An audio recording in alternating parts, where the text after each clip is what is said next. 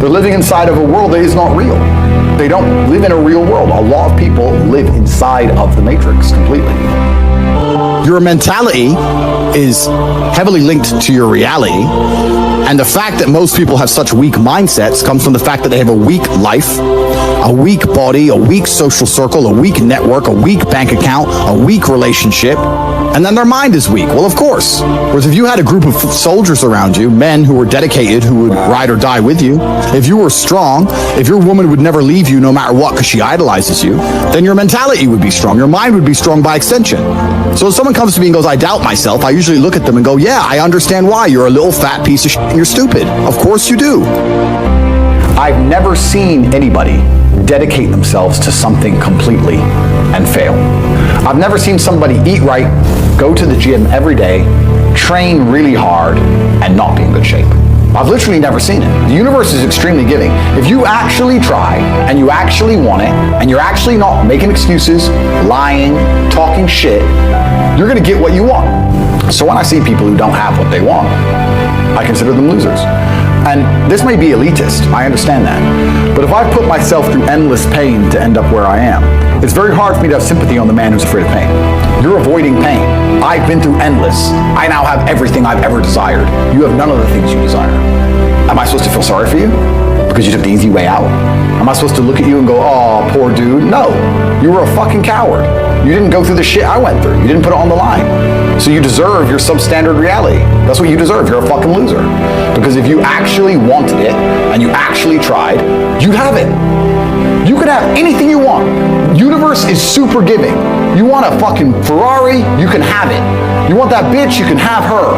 You can have anything you want on the planet. There's not a girl I look at that I want that I can't have. Not one. That's my reality. There's not a car I can't have. There's not a house I can't buy. If I want to go to a yacht, if I want to go to Antarctica, there's nothing I can't have. Bam. Because I've decided to become this man. It's the same for absolutely every single one of you at home. If you want it, you can have it. If you're sitting there saying, oh, but I tried my best and I still didn't get it, you're lying. You didn't try your best. That is a fucking lie. The universe gives it to everybody who genuinely tries.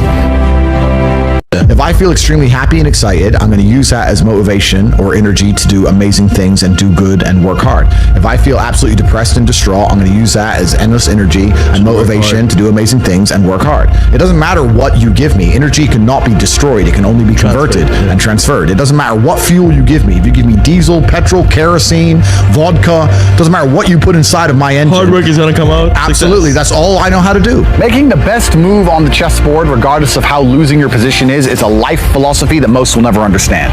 Sometimes you look at your position on the board and you're fucked.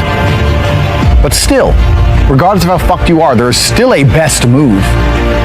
There's always a best move and a worse move, no matter how bad things are. Many people, when they get to a losing position, think, it doesn't matter, I don't have to make the best move anymore. I actually disagree.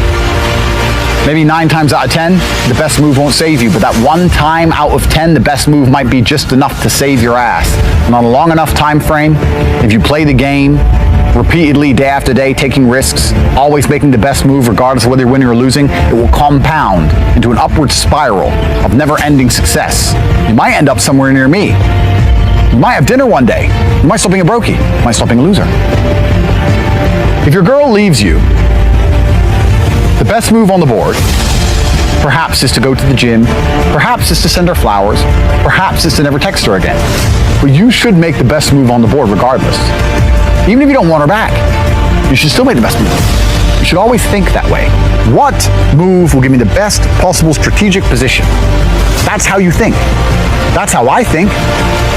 Best move on the board is how you should approach your life. Next time you're in a situation, you should sit and say, okay, this is a bad situation, I'm fucked. But what's the best move I could possibly make? What's the outcome I would like? What's the most likely move to give me that particular outcome? And you'd be surprised what some of them are. I had a guy email me the other day saying he lost his job. And he was the worst salesman. Well, then you deserve to lose your job. That's how sales works. It's fearsome. He goes, well, I don't know. What should I do? I said, what's the best move on the board? He goes, well, I really want the sales job. I think I can get good at it. I said, well, then work for free. So do you have another job yet? He said, no. Okay, while you're applying for other jobs, instead of sitting around on your ass at home, keep working for free for the company for 2 or 3 weeks and see if you can turn it around. And he tried that, and he couldn't because he's shit at sales. But the point is, if he would have sat at home doing nothing, It wouldn't have helped him. The best move on the board was to try and prove to his company that he's actually worth something. If he was worth something, in those 2 or 3 weeks, he might have turned around and got his job back. He still got to apply for new jobs. He didn't lose anything. Best move on the chessboard. That's how I want you to approach your life, ladies and gentlemen. It's the mental model in which you should apply to scenarios to deduce what is the best possible action. Because if you're always making the best move and very rarely making the worst move, it's pretty hard to lose. It's player versus player out here. The world is about winners and losers, and everyone is competing against each other. You are competing against me, I'm competing against you, you're competing against your friends. You're competing against your enemies. You want $1, so does everyone else. You want that hot girl, so does everyone else. You want that house, so does everyone else. What's amazing is the things you want, the main reason you want them is because other people want them. So you can show off that you have it and they don't. It is competition. It's kind of like the age-old adage. If a tiger's chasing 10 people, you don't have to be the fastest. You just have to be faster than the slowest guy, because he's fucked.